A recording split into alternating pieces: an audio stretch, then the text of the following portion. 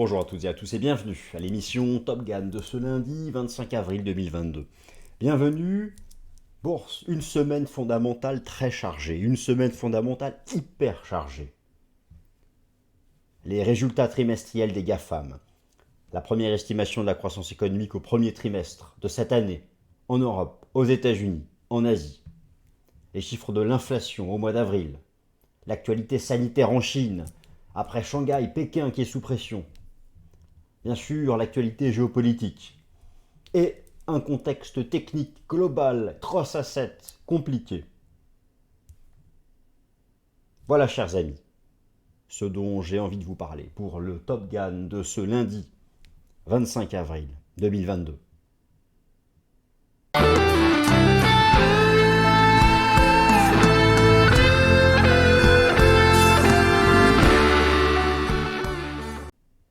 Alors je suis ravi de vous retrouver comme chaque lundi pour parler de l'ensemble de ces sujets. Plus que jamais, les indices boursiers, et sans en rajouter, sans en faire trop, les indices boursiers américains sont au bord du gouffre technique.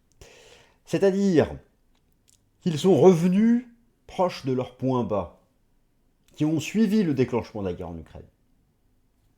15% de baisse depuis les plus hauts. Ces seuils, s'ils sont rompus sur le plan de l'action des prix, c'est l'assurance d'avoir un bear market comme en 2008. Mais si ça tient, le marché fera son trading range. Sur le plan du momentum, je vais vous montrer le RSI du Nasdaq Composite notamment. Vous allez voir, c'est très percutant. Bien sûr, l'élection présidentielle française.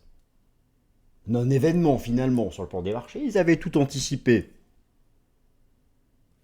Mais comment? Quel impact sur les cours? On va regarder le CAC 40 en détail, son analyse technique, ses composantes sectorielles, ses actions, ses titres. Un focus CAC 40 avec le Nasdaq, plus les fondamentaux, eh bien c'est parti. Allez chers amis, je me réduis, je me réinstalle. Alors, je vais vous montrer un certain nombre d'événements. Bourse, les indices au bord du gouffre technique. Bon, vous me direz-vous quel est ce titre? Oui, c'est la vérité, notamment pour les indices de Wall Street. Mais ce qu'il faut retenir, c'est que nous commençons, nous démarrons, vous commencez aussi. Une semaine hyper chargée sur le plan des fondamentaux. Je m'explique. Vous avez cette semaine, c'est-à-dire qui s'étend du lundi 25 avril au vendredi 29 avril, toutes les composantes fondamentales possibles, existantes. La macro, c'est-à-dire les statistiques macroéconomiques. La première estimation de la croissance économique au premier trimestre, c'est-à-dire janvier, février, mars. Le conflit a commencé le 24 février. Donc on aura déjà une indication. Du côté des résultats trimestriels aux États-Unis, cette semaine, les GAFAM, tous les GAFAM publient cette semaine. 25% du S&P 500, 30% du Nasdaq 100. L'actualité géopolitique, toujours, chaque jour, s'alimentant. La guerre, encore bien plus triste que la simple expression actualité géopolitique. Et la crise sanitaire, que beaucoup pensent ne plus exister. Allez voir en Chine. Allez voir si elle n'existe plus. Allez voir la réalité dans les grands centres urbains chinois. Après Shanghai, voici Pékin. Et la Fed, qui va monter agressivement ses taux. Le dollar qui continue de s'envoler. Mais quel contexte global macro de type enfer? Un enfer global macro. Et dans ce cadre-là, certains indices, certains marchés essayent de s'accrocher tant bien que mal.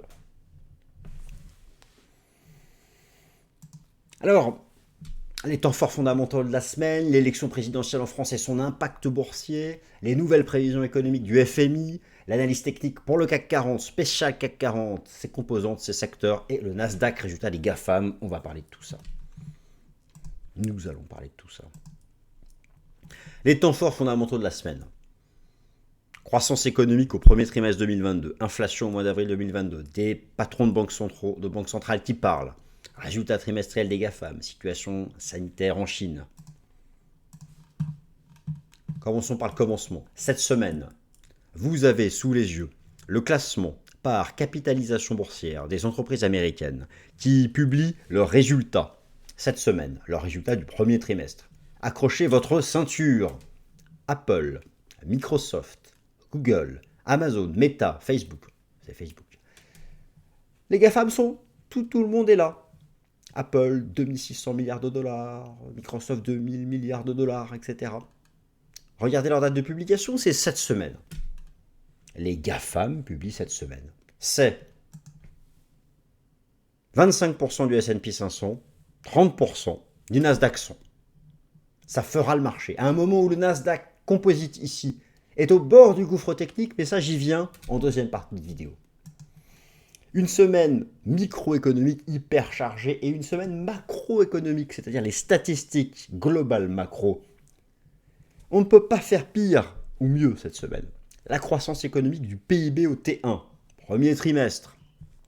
Les chiffres de l'inflation en avril, alors que vous savez que l'inflation est un des thèmes d'inquiétude fondamentale du moment. Les décisions de politique monétaire des banques centrales, cette semaine, il y a des patrons de banques centrales qui parlent. Tout est réuni. Tout est réuni cette semaine. Et à cela vient s'ajouter l'actualité de la guerre en Ukraine et la situation sanitaire en Chine. Alors, je retire la petite caméra que vous voyez bien correctement. Les illustrations, malgré tout. Alors, la semaine dernière, le Fonds monétaire international a mis à jour ses projections économiques. Certes, elles sont réduites, ces anticipations de croissance économique. Vous avez tout le détail ici à droite. Certes, elles sont réduites, mais globalement, le FMI reste optimiste, même pour les États-Unis, pour la zone euro. Même l'Allemagne aurait encore une croissance économique positive cette année, d'après le FMI. Même l'Allemagne. Regardez la sanction pour la Russie. Le FMI envisage moins 8% de croissance du PIB pour l'économie russe. Effondrement du PIB russe. Au final, cette année sera encore tirée par les locomotives chinoises et indiennes. Quel taux de croissance faramineux. Mais n'est-ce pas trop optimiste, même pour les pays occidentaux, de simplement voir quelques points de pourcentage en moins par rapport aux anciennes estimations. En tout cas, les prévisions économiques du FMI, si elles sont réduites, voient globalement, sauf la Russie et quelques pays émergents, échapper à la récession. La semaine dernière, vendredi, ont été publiés les indices Purchasing Manager Index PMI Flash pour avril 2022. De manière complètement étonnante, ici pour la zone euro. Certes, la dimension manufacturière se replie, mais elle est au-dessus de 50, c'est-à-dire au-dessus de l'expansion. Et globalement, l'activité globale, service plus activité manufacturière, eh bien, fait un plus haut de 7 mois. Même les indices PMI de Markit nous disent que, en avril, malgré la guerre en Ukraine, l'activité continue de croître. Globalement, les institutions internationales, c'est ça que je voulais communiquer comme information, font preuve d'un optimisme, alors, sinon réel, sinon surjoué, ou moins réel, ou le contraire.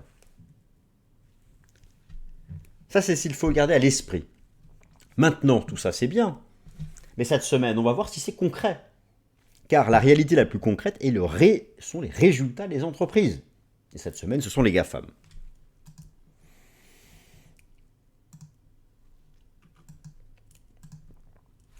Élection présidentielle en France, impact sur le marché du crédit.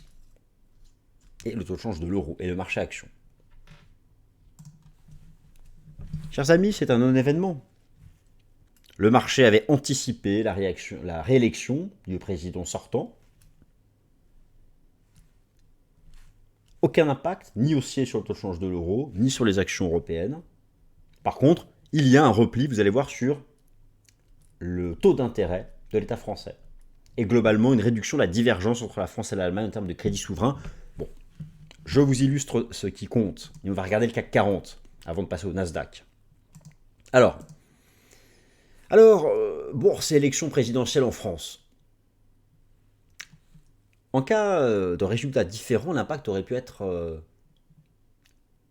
dramatique sur le plan de la dette publique. Vous avez sous les yeux le classement selon selon Trading Economics, des pays en fonction de leur dette publique rapportée au PIB. Je vous invite à vous focaliser sur cette colonne. Les États-Unis ont une dette publique qui pèse 137% de leur PIB, la Chine 66%, la zone euro 95%. Bon, le Japon c'est énorme. Où se trouve cette bonne vieille France? 115% du PIB. La dette publique de la France est énorme, le service de la dette est énorme, et chaque année voit un déficit budgétaire ne serait-ce que pour faire face à la charge d'intérêt de la dette accumulée. La France aurait eu de grandes difficultés à faire face à une envolée du coût de sa dette publique sur les marchés. Les résultats de l'élection présidentielle du dimanche 24 avril 2022 neutralisent ce risque à court terme. On va regarder le spread aussi avec l'Allemagne. Alors, je vous montre tout ça. Vous avez sous les yeux la représentation graphique en bougie japonaise du rendement obligataire à 10 ans de la France, de l'État français, et en courbe de clôture orange, le spread entre le 10 ans français et allemand. Le spread est en repli, est en carrément presque horizontal, et regardez le 10 ans français, il se replie. Le marché du crédit, les résultats de l'élection présidentielle française hier, sont dans l'immédiat une bonne chose pour le coût de la dette à 10 ans de la France, passant de 1,42% à 1,35%. Après une envolée, mais à l'image de tous les pays occidentaux récemment, du fait du resserrement monétaire des banques centrales anticipé. Bon. Donc, sur le plan du marché du crédit, c'est une bonne nouvelle. Alors, sur le plan du marché du crédit, c'est une bonne nouvelle.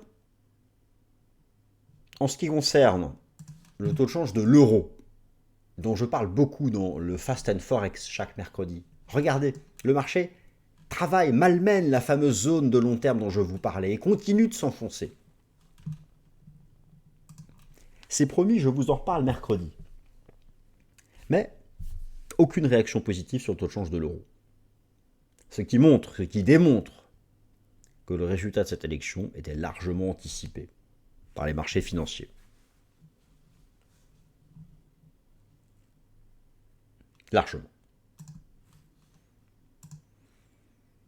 Alors, après vous avoir expliqué que cette semaine fondamentale était très chargée sur le plan macro, micro, politique, géopolitique, il me faut vous parler d'analyse technique. Permettez-moi de vous faire un point spécial CAC 40, les actions du CAC 40, les secteurs qu'il compose, et le Nasdaq au bord du gouffre technique. Au bord. Alors que cette semaine voit les GAFAM publier. Semaine décisive sur cet aspect-là. Décisive. Vous avez sous les yeux la pondération des actions du CAC 40, le classement des actions du CAC 40 selon la capitalisation boursière. Observez le poids du luxe. LVMH plus L'Oréal plus Hermès plus Kering représente, ensemble réunis, 35% du calcul du CAC 40. 35% du calcul du CAC 40, c'est 4 titres du secteur du luxe. On ne peut pas faire de l'analyse technique et du trading technique sur le CAC 40 sans faire de l'analyse technique et du trading technique sur les actions du secteur du luxe du CAC 40. Impossible. Et alors, ce matin, comment ce secteur réagit? Je vais vous livrer un outil exceptionnel que vous devez connaître si vous tradez le CAC 40 et les marchés actions. La heatmap. C'est très important. Vous avez sous les yeux la carte thermique du cours du CAC 40 en temps réel. Vous avez sous les yeux les 40 actions du CAC 40. J'enlève la caméra, que vous voyez tout correctement. Les 40 actions du CAC 40, rassemblées par secteur. La taille des quadrilatères dépend de la capitalisation boursière, c'est-à-dire du poids relatif de chaque action dans le cours du CAC 40. Je vais vous montrer à l'instant le poids relatif des valeurs du luxe. LVMH, L'Oréal, Hermès, Kering. Et carrément le secteur des produits de consommation non durable. Voilà ce qui pèse 40% du CAC. Vous ne ferez pas une bonne analyse technique du CAC 40 sans faire une analyse technique de ces titres-là. Bien sûr, ce matin, à l'image de l'ensemble des marchés actions, sont en repli. En repli. Lorsque je vous dis que les élections étaient anticipées dans les cours, vous voyez que ce matin, il n'y a pas d'impact. Certains annonçaient, en cas de résultat contraire, un effondrement des marchés. Finalement, le marché baisse malgré tout. La bourse anticipe toujours tout.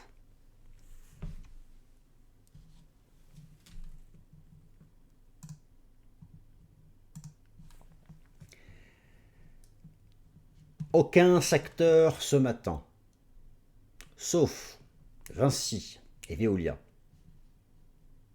Mais nous sommes là aussi dans le secteur de la santé. Aucun secteur n'échappe ce matin, même le secteur financier, alors que pourtant les taux d'intérêt se replient, n'échappe. C'est un non-événement cette élection présidentielle française pour le marché boursier. Un non-événement. Et donc ce matin, une grande partie de la baisse du cours du CAC 40 est liée à ces poids lourds du secteur du luxe, du secteur de la finance, du secteur de l'énergie. À l'époque, Total, c'était 15% du CAC. Maintenant, c'est LVMH qui pèse 15% du CAC. Total étant réduit à la 4e place, avec un poids 3 fois moins inférieur qu'il y a 10 ans. Voilà l'évolution de la hiérarchie sectorielle pour le cours du CAC 40. Alors maintenant, regardons l'analyse technique de ces indices. Avant de vous donner mon point de vue technique sur le cours du CAC 40, je veux insister sur plus que jamais la situation du Nasdaq Composite, au bord du gouffre technique, alors que cette semaine voit la publication des résultats des GAFAM. Vous avez sous les yeux à gauche les bougies japonaises en données mensuelles, à droite en données journalières. Je zoome sur les bougies mensuelles. Regardez bien, s'il vous plaît. Et j'enlève l'Ishimoku. Le RSI. À l'époque, le range de 2018-2019 précédé d'une divergence baissière mensuelle, clôture mensuelle à fin de semaine, et un trailing range. Rebond sur 50. Depuis novembre dernier, la divergence mensuelle, bien avant les événements géopolitiques. La correction, et regardez où nous sommes, le RSI est sur 50. Depuis 10 ans, depuis 12 ans, il s'arrête sur 50. Sauf lorsque nous sommes non pas en correction intermédiaire, mais en bear market en 2008. En 2008. Crise financière, crise des subprimes. Il brisa 50 et alla à la zone de survente à 30. Nous sommes au bord du gouffre technique. Soit le Nasdaq Composite, avec les GAFAM cette semaine, réagit. Vous avez à droite les bougies journalières qui décomposent ces bougies mensuelles. Soit il réagit dans le bas du range qui constitue en fait les points bas du 24 février dernier. Et on échappera au bear market majeur. Soit il brise ce niveau et c'est minimum 15% de baisse de plus. Cette semaine, alors que les résultats des GAFAM sont publiés, je vous remontre l'agenda, les dates, les poids lourds, ils sont ici.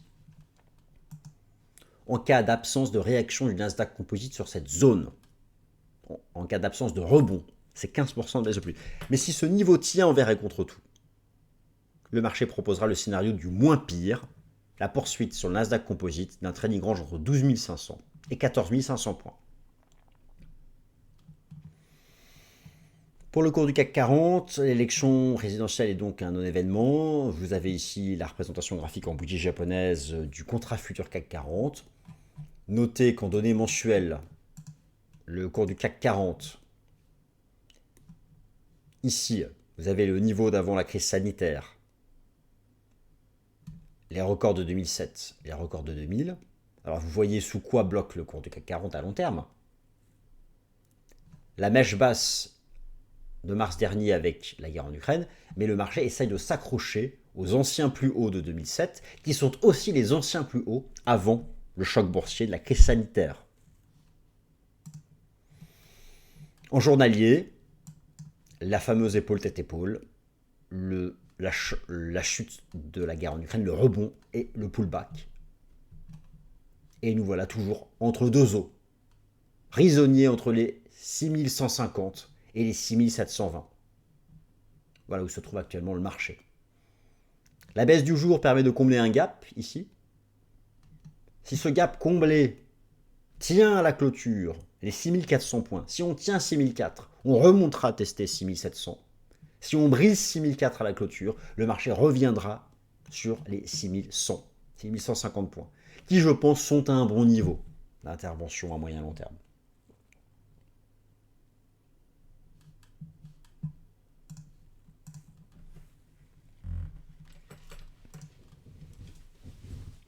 Ainsi s'achève l'émission Top Gun de ce lundi 25 avril 2022. J'espère qu'elle vous a plu.